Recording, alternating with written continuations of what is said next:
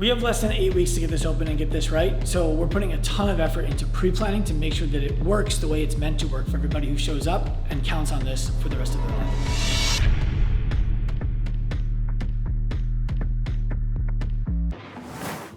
My name is Sean Pestuch. I'm the owner and founder at Active Life, and I'm the guy who's responsible for making sure that this place in Long Beach gets open and is running effectively. So I've owned and operated gyms and been personal trainer in gyms since 2005.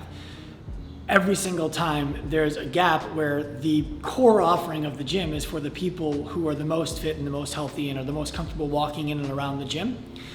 And then the outcast offerings, like the personal training, the program design, the more individualized attention is for people who they can find a way to accommodate, but it's not the primary service of the gym. We opened this space in order to be able to serve that audience. So today we were here making sure that everything that we lay out is catering to the individual who's going to be a client here. We wanted to make sure they feel comfortable in the space they're going to occupy, that there's room for the equipment that they're going to use, that there's enough individual equipment that they're not sharing everything with each other, so it's simple to understand where they're supposed to be, what they're supposed to use, and there's no conflict over borrowing some equipment from somebody else or waiting to work in. The biggest problems that we're discovering today are things like how the professional is going to navigate the space in an effective way to understand what's going on for each person at any given time and not intrude on the space where that person's working out. So in the past, I would have dragged people kicking and screaming and saying, this is the equipment that we're going to get, this is where it's going to go, this is what it's for, this is how we're going to do it.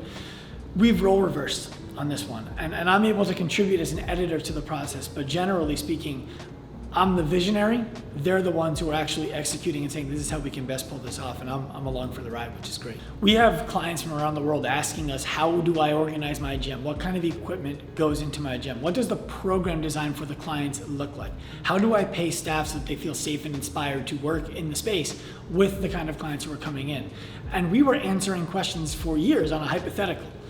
We felt like it was only reasonable that we open our own space, go through the exact same problems that they're going through, and answer for them with the solutions that we've come up with in the space.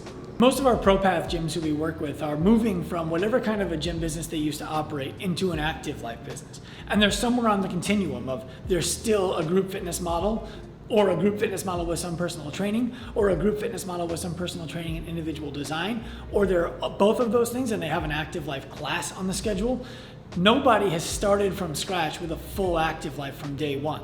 So nobody has ever opened exactly the way that you would open if this is what you were operating to do. Everyone has transitioned.